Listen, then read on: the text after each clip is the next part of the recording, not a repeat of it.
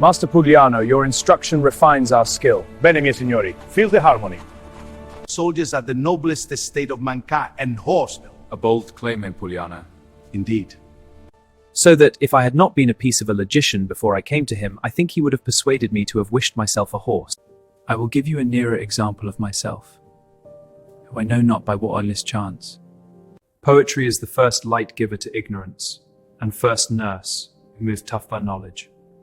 Among the Romans, a poet was called vates, which is as much as a diviner, foreseer, or prophet.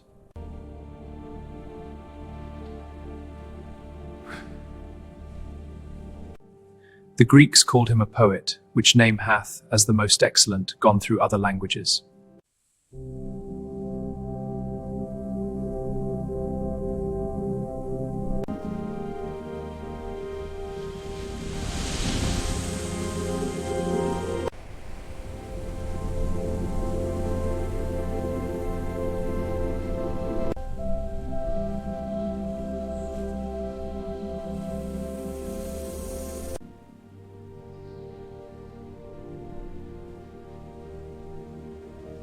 There have been three general kinds of poets. First, divine poets, finest who philosophical-minded, and finally popular, the right poets.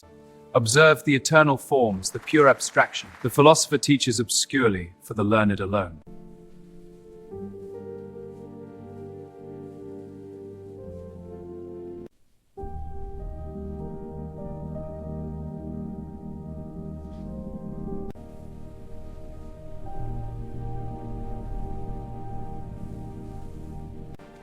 The army! They mock me!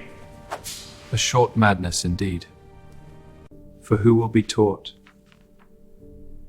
if his teacher be not moved himself? It is not rhyming and versing that maketh a poet, but it is that feign notable images is of virtues, vices.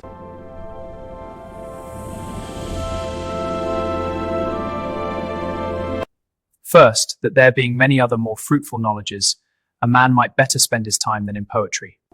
That it is the mother of lies, that the poet is the father of lies. The poet nothing affirms, and therefore never lieth. For the astronomer with his cousin the geometrician can hardly escape when they take upon them to measure the height of the stars. The third is that it abuseth man's wit, training it to wanton sinfulness and lustful love. Shall the abuse of a thing make the right use odious? Plato found fault with poets, yet Plato himself was essentially a poet.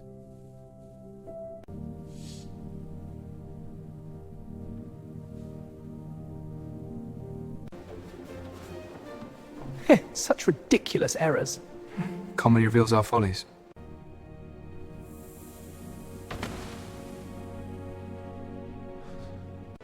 But our comedians think there is no delight without laughter, which is very wrong.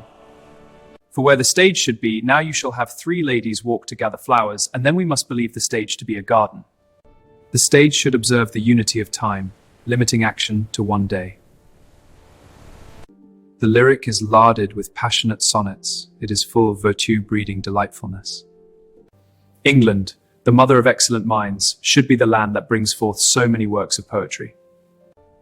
Only the poet hath this liberty given him to do good without names, and hath the bitterest enemy the ignorance. Even among the most barbarous and simple Indians, yet have they their poets. From before the time of Alexander the Great, it was the custom to crown a poet with laurel.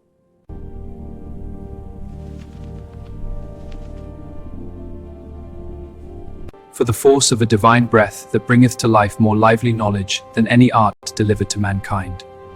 The laurel crown appointed for triumphing doth worthily of all other learnings honour the poet's triumph. Thus doing, your name shall flourish in the printers' shops. Thus doing, you shall be most wise, most all.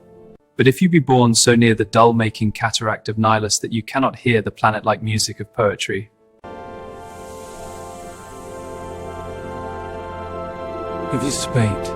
If you found this video helpful, follow Litmanthan for more videos on English language and literature.